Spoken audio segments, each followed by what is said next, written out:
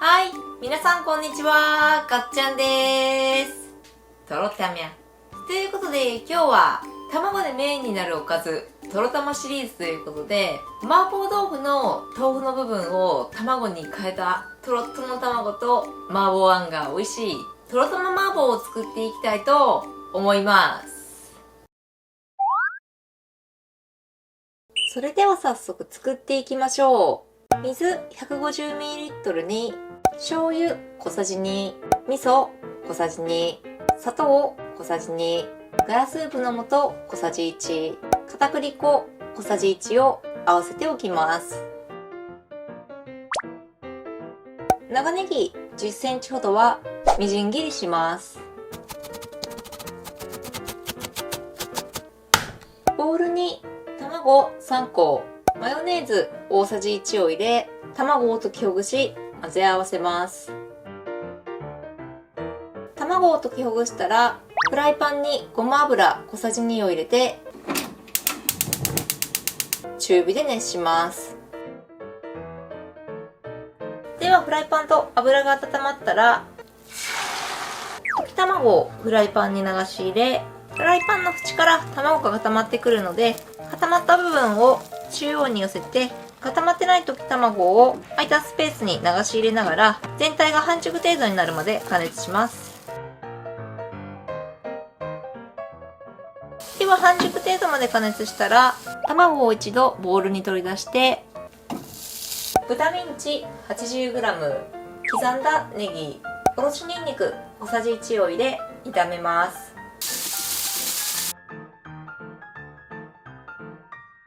ではひき肉に火が通って色が変わったら、合わせておいた調味料を片栗粉が沈んでいるといけないのでよく混ぜて、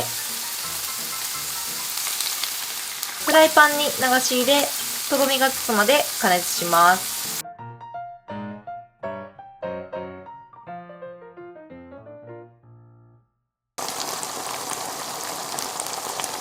では全体にとろみがついたら火を消して、今回豆板醤を使わずにご家庭にあるような使いやすい味噌で味をつけたので、もし全く辛みがいらない場合はこのままでもいいですし、少し辛み足したい場合は最後に一味唐辛子もしくはラー油で辛さを調節して足してみてください。では辛みを足したら、取り出しておいた卵をフライパンに戻します。では卵をフライパンに戻したら、少し粗めに崩すと美味しいので、気持ち粗めに卵を崩しつつ全体を混ぜます。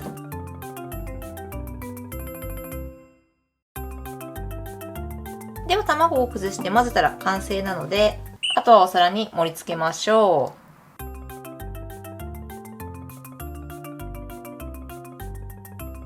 う。はい。ではお皿に盛り付けたら、お好みでラー油と小ネギを散らします。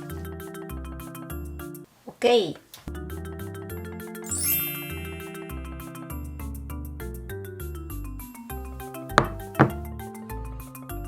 はい。ではこんな感じで、とろとろ卵と相性抜群、とろたま麻婆の完成です。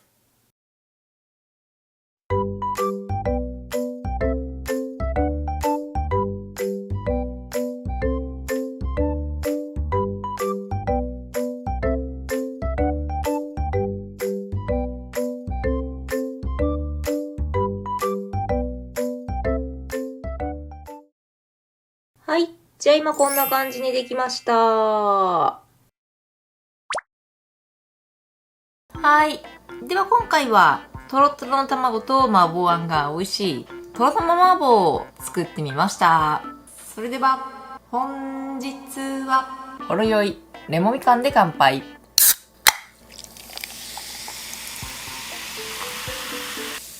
乾杯。レモミ。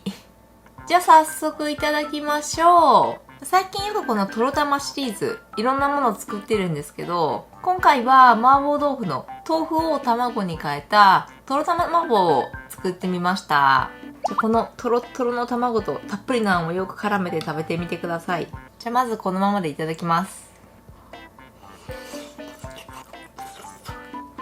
うまーぼー。めっちゃ合う。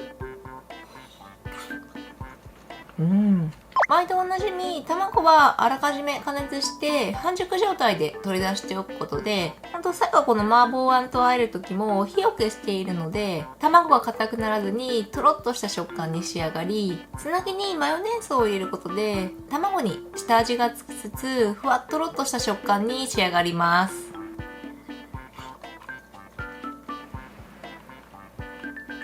とろっとろの卵にこの麻婆あんがめちゃくちゃ合います。で、あんの部分にはたっぷり入れた豚のひき肉から旨味が出て、プラスネギもたっぷり入れているので、このネギの風味もしっかりと効いた美味しい麻婆あんです。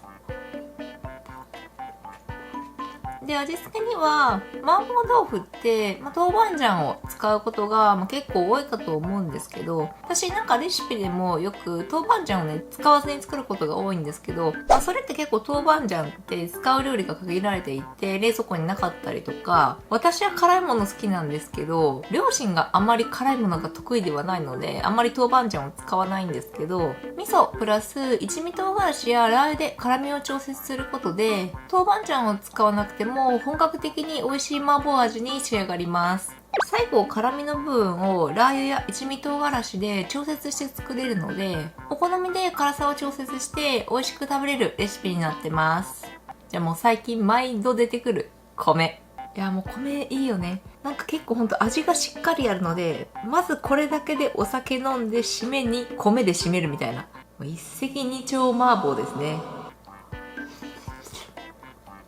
ハイパーう麻婆。めちゃくちゃ美味しいわ。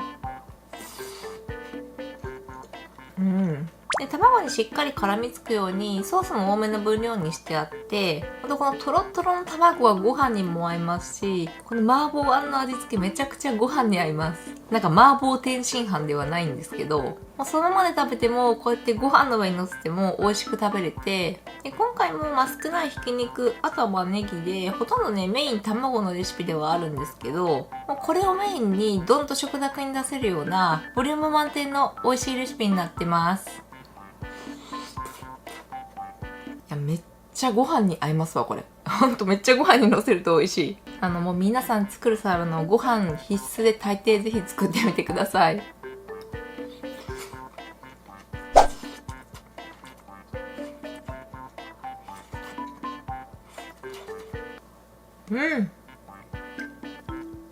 はーい。ということで今日は卵メインのごちそうおかず、とろたま麻婆を作ってみた動画でした。とろっとろの卵にたっぷりの麻婆あんがよくあった美味しいレシピで、ひき肉や今回は長ネギも入れて、そのままで食べてもどんにしても美味しく食べれるようなレシピになってます。豆板醤を使わなくても自宅にあるような調味料で手軽に作れて、辛さも調節しつつ食卓のメインに美味しく食べれるレシピですので、気になる人ぜひ作ってみてはいかがでしょうか。じゃあご視聴ありがとうございました。この動画が美味しそうだなと思った方はグッドボタン、レシピ動画も更新してますのでチャンネル登録もよろしくお願いします。シャバダバイ麻婆米系料理愛好家